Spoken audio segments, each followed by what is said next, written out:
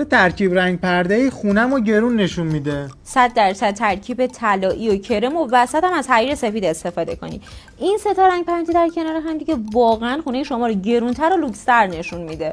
چه ترکیب رنگ پرده‌ای خونه رو گرم و صمیمی میکنه. من باشم سبز پولداری میزنم و قرمز ایرانی یا همون قرمز لاکی در کنارش خردلی هم استفاده میکنم. جالب اینجاست که بدونید تو کل دنیا این رنگ‌ها به نام ایران ثبت شده و جزو رنگ‌های اصیل ایرانی محسوب میشن. چه ترکیب رنگ پرده‌ای خونه رو بزرگتر نشون میده. از ترکیب توسی، کرم و حریر سفید هم برای وسطش استفاده کنید که باعث انعکاس نور روی دیوارها و سطوح خونه میشه و ما واقعا حس میکنیم توی فضای بزرگتر داریم زندگی میکنیم.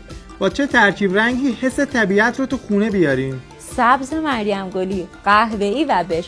ما وقتی این سه تا رنگ پرده رو در کنار هم استفاده میکنیم دقیقاً حس میکنیم توی طبیعتیم. چه ترکیب رنگ مناسب مستاجراست؟ رنگ نسکافه‌ای که ترکیب رنگ خاکی و کرم و بژ هستش در کنار حریر سفید. اینجوری هر خونه‌ای که بری حتی اگه دیوارهاش تاریک و تیره و کوچیک باشه این رنگا راحت با فضای خونت هارمونی پیدا میکنه. چه ترکیب رنگی خونه رو ارزون نشون میده؟ قهوه‌ای، زرد، بنفش. حالا اگه تو هم دوست داری از این پرده های آماده با 50% تخفیف بخری و روی این پرده ها کوسان هدیه هم بگیری، فقط کافیه کلمه پرده رو برام کامنت کنی.